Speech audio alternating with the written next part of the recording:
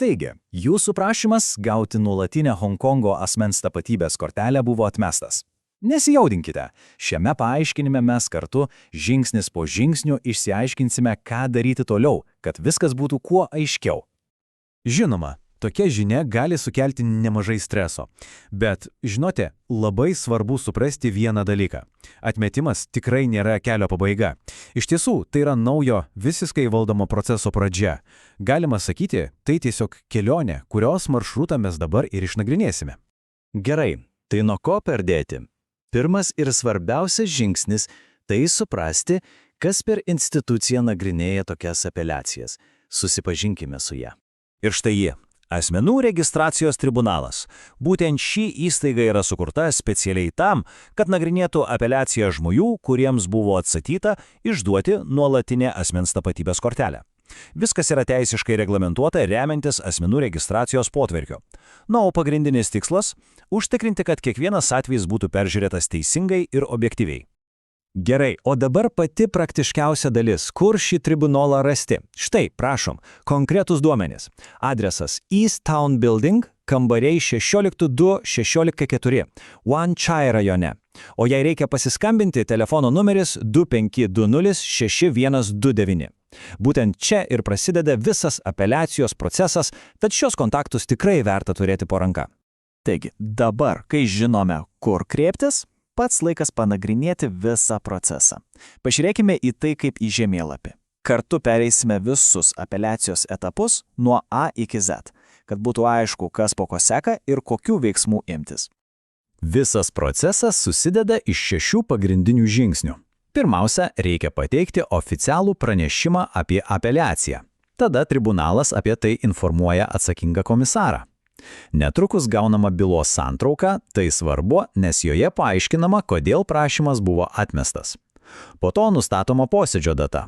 Na, tuomet, žinoma, reikia dalyvauti pačiame posėdyje. Ir galiausiai gaunamas sprendimas.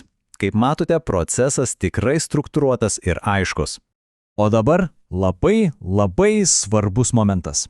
Yra viena teisinė savoka, kurią tiesiog būtina suprasti. Nes nuo jos, tiesą sakant, priklauso visa apeliacijos sėkmė.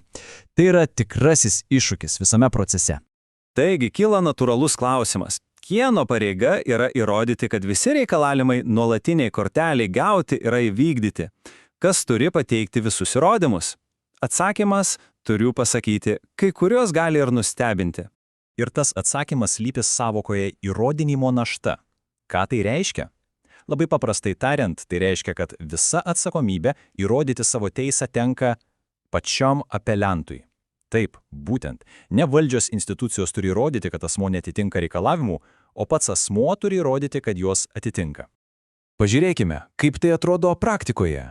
Įsivaizduokite, kad apelianto vaidmuo tai surinkti ir pateikti visus įrodžius, visus dokumentus, kurie patvirtina jo teisę. O koks vyriausybės vaidmuo? Tiesiog įvertinti tai, kas buvo pateikta.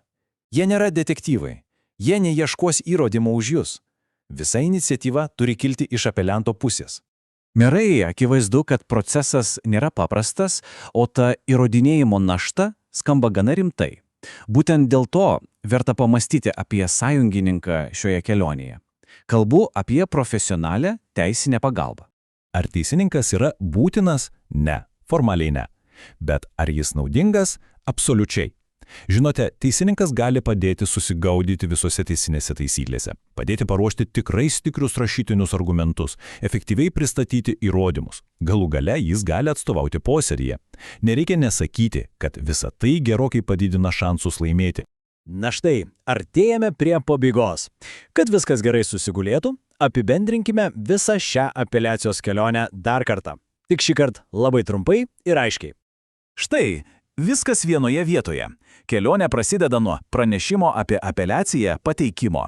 Tai oficiali pradžia. Tada pasiruošimo etapas, kai gaunama bylos santrauka.